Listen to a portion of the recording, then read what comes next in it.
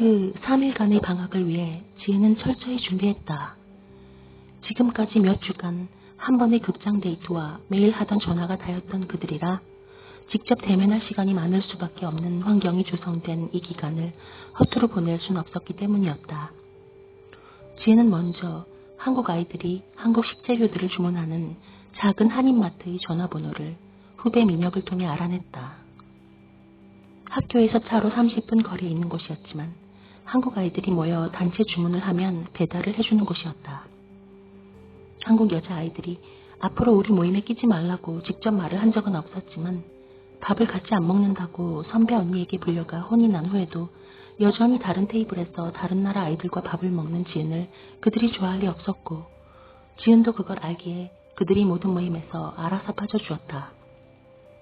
그런데 언젠가 후배 민혁이가 누나 먹으라며 청포도맛 한국 사탕 한 봉지를 준 게 기억이 나 지은은 민혁에게 전화번호를 받아 식재료들을 주문했다.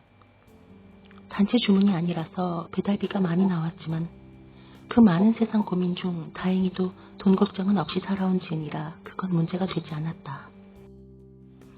사실 진짜 문제는 그녀는 음식을 해본 일이 거의 없다는 것이었다. 공부해야 한다며 부엌 근처에도 못 오게 하던 지은의 할머니를 모르는 사람들은 그게 좋은 할머니 아니냐고 할런지 모르지만 지은이 손에 꼽는 할머니로부터 받은 상처 탑5에 당당히 드는 사건이 바로 음식 관련이 있었다.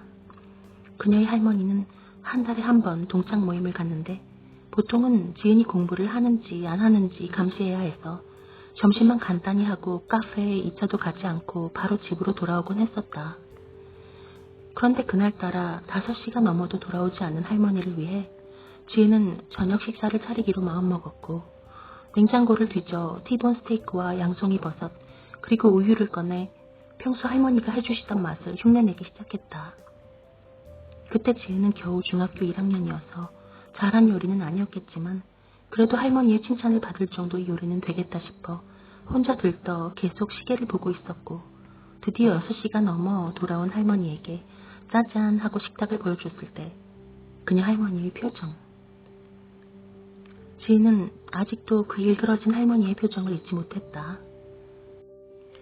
내가 너 이러라고 뒷바라지 해주는 줄 아냐 에서 시작해 역시 머리 검은 짐승은 거두는 게 아니었소로 끝나는 그녀의 레파토리와 함께 싱크대로 던져지는 지은의 요리들.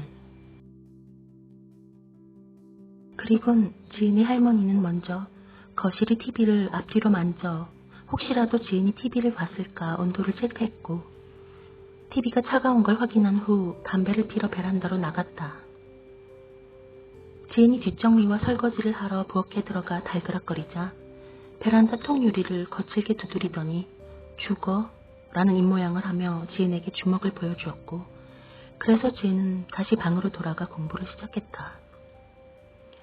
그런 지은이라 요리를 할 줄 알리 만무했지만 3일의 방학 동안 겨우 10명 남짓한 학생들을 위해 평소처럼 맛난 음식을 해줄 리 없는 다이닝홀을 생각하면 그래도 기용을 위해 직접 따뜻한 밥 한 끼를 해주고 싶었다.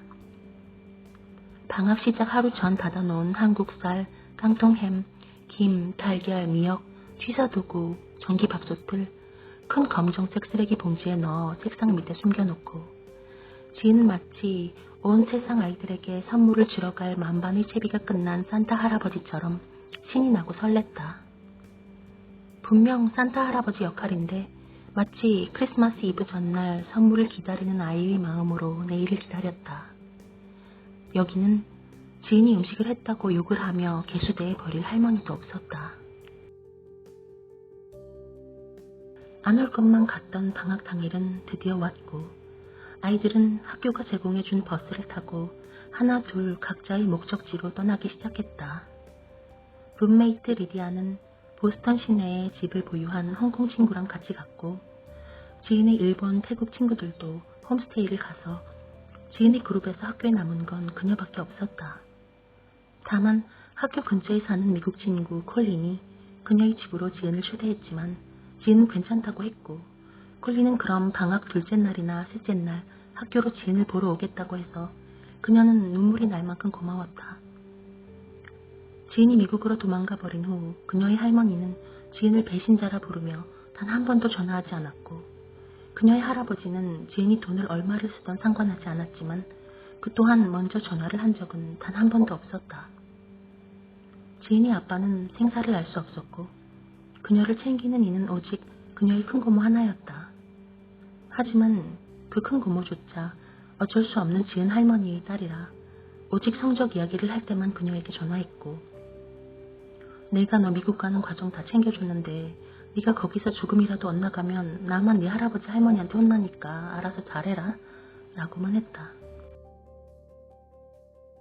아이들을 태운 버스와 부모님이 차로 데리러 온 아이들까지 다 떠나고 학교는 마치 좀비 영화에서 다 죽고 주인공만 덩그러니 남은 마지막 장면처럼 스산했지만 그래도 저 앞동 건물에 기용이 있어 지인은 무섭거나 슬프지 않았고 이상하게 오히려 안정감이 들었다. 역시나 얼마 지나지 않아 기용에게 전화가 왔고 그들은 한 1시간 정도 통화를 했는데 지인이 목욕 후에 좀 자고 싶다며 나중에 저녁 식사 전에 만나 밥을 같이 먹자고 해서 평소와 달리 빨리 전화를 끊었다. 사실 지은은 미역국에 넣을 소고기를 사기 위해 학교에서 도보로 15분 거리에 있는 미국 슈퍼마켓으로 가야 해서 그렇게 말했다. 기용을 따르는 민혁이 기용과 같이 있었기 때문에 지은은 가벼운 마음으로 맛있는 음식을 만들어 서프라이즈를 해줄 생각에만 전념할 수 있었다.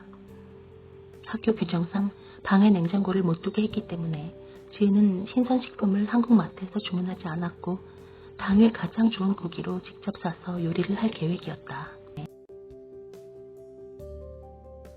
필요한 재료들을 다 사서 기숙사로 돌아온 지은은 모든 재료들을 양손에 가득 들고 화장실로 향했다. 방에선 취사 금지라는 학교 규정이 있었지만 화장실에서도 금지라는 말은 들은 적이 없었기 때문에 만약 선생님께 걸려 혼이 나도 조금은 덜 혼나지 않을까 하는 유아틱한 발상으로 그녀는 그렇게 했다. 게다가 불이 나는 걸 방지하는 게 취사 금지의 가장 큰 이유일 테니 물이 많은 화장실은 최적의 장소라고 그녀는 억지로 끼워 맞췄다. 그러나 무엇보다 가장 큰 이유는 이미 지은은 아시아권 아이들이 이렇게 하는 걸 여러 번 본 적이 있어서였다.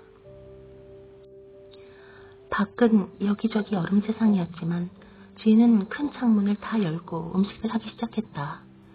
전기밥솥에 밥을 하고 버너에 미역국을 끓여 보온병에 담아둔 후 계란말이를 부치고 깡통햄도 구웠다. 아까 슈퍼에서 산 샐러드 채소에 드레싱을 뿌려 따로 담아 창가에 놓아두고 마지막으로 윤기 나는 한국 쌀밥과 반찬들을 주문했던 보온 도시락에 담았다. 이제 기용에게 줄 저녁 준비는 끝이 나 지은은 깜짝같이 뒷정리를 한 후 샤워장으로 향했고 샤워를 마치고 방으로 돌아왔을 때 어떻게 알았는지 기용에게 전화가 왔다. 지혜는 아직 수건만 두르고 물이 뚝뚝 떨어지고 있는 상태였지만 그래도 뛰어가 전화를 받았다.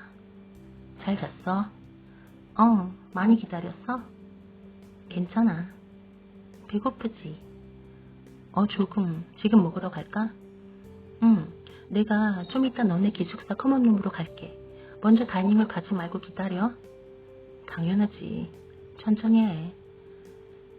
지혜는 전화를 끊자마자 머리도 말리지 않은 상태로 옷을 입고 나갈 준비를 했다. 기용을 만나기 전 머리를 예쁘게 하는 게 평소에 그녀에겐 굉장히 중요한 일이었지만 이날은 그를 위해 정성 들여 쌓아놓은 도시락이 식지 않는 게 더 중요했다. 남녀 기숙사 동은 따로였지만 평소에도 모든 기숙사 1층 현관 옆 커먼룸까지는 누구나 들어올 수 있었다. 커먼룸은 TV와 소파, 커피 테이블이 있는 손님 맞이 거실 같은 자유로운 공간이었는데 어차피 기숙사에 거주하는 선생님 방 바로 앞이라 이성이 온다 해도 아이들이 쉽게 딴짓을 할 수는 없었지만 그래도 미국 아이들에게 거기서 TV를 보며 키스하고 껴안는 건 그냥 일상이었다. 기용은 자신의 기숙사 현관 앞에서 지은을 기다리고 있었고 그녀가 도착하자 바로 커먼룸으로 그녀를 데려갔다. 평소엔 아이들로 붐볐을 곳이었지만 이날은 그 둘밖엔 없었다. 지은이 민혁에 대해 묻자 기용은 먼저 다이닝홀로 가라고 했다고 대답했다. 그리곤 그녀가 가져온 커다란 쇼핑백을 본 그는 지은에게 물었다. 이게 다 뭐야? 내가 만들었어. 너 주려고. 언제? 지은이 열어보인 도시락을 보고 기용은 정말 그녀가 기대하던 딱 그 표정으로 웃어주었다. 이걸 정말 네가 다 한 거야? 어디서? 그냥 했어. 아까 잔다고 했을 때. 요리도 할 줄 안다고? 이거 아까워서 어떻게 먹어? 빨리 먹어. 고마워. 잘 먹을게. 같이 먹자. 아니, 난 아까 하면서 먹었어. 또 먹어. 자. 기용은 계란말이를 집어 지은이 입에 넣어주었고 비로소 자신도 먹기 시작했다. 서투른 솜씨였지만 정말 맛있게 먹어주는 기용을 보며 지은은 정작 산타 할아버지는 자신이 아니라 기용이었다고, 선물을 받은 건 사실 그녀 자신이었다고 생각했다. 공부와 성적표 외에 다른 방법으로 다른 사람을 웃게 할 수 있어서 그녀는 더할 나위 없이 기뻤다. 아직 반도 다 못 먹었는데 갑자기 다이닝홀에서 민혁이 돌아왔다. 아, 형, 누나, 뭐야? 너 먼저 먹으라고 했잖아. 아, 나도 이거 먹을래. 기용 옆에 앉은 민혁이 반찬들을 집어먹기 시작하자 기용이 지은의 표정을 살폈는데 그녀는 그냥 모든 게 다 좋았기 때문에 괜찮다는 눈짓을 했다. 민혁 같은 순진한 동생도 좋았고 두 사람이 자신의 음식을 먹어준다는 것도 좋았고 가족 같은 이 분위기도 좋았다. 지은이 예쁘게 깎아온 과일 후식까지 다 먹은 후에도 눈치 없는 민혁은 갈 기미가 보이지 않았는데 기용이 농담 반 진담 반으로 이제 좀 가라고 한 후에야 민혁은 드디어 다른 친구 방으로 향했다. 학교에 남았지만 그래도 어쨌든 방학인지라 라이트아웃 시간도 밤 10시가 아닌 11시여서 기용과 지은은 영화를 보기로 약속했었고 지은은 그녀가 10번도 더 넘게 본 인생 최애 영화 시네마 천국 비디오 테이프를 가져왔다. 애니오 모리꼬네의 아름다운 OST가 흘러나오며 영화는 시작했고 지은과의 전화통화에서 이미 이 영화에 대한 지은의 열변을 들었던 기용은 한 장면 한 장면 집중해서 보았는데 그런 지용을 지은은 더 사랑하게 되었다. 만약 그날 밤 지용이 커먼룸에서 흔히 보이던 미국 남자아이들처럼 영화를 보는 대신 다른 걸 하려 했다면 아마 그날 밤이 지은에겐 처음으로 그에게 실망하는 날이었을 것이다. 하지만 기용은 그러지 않았다.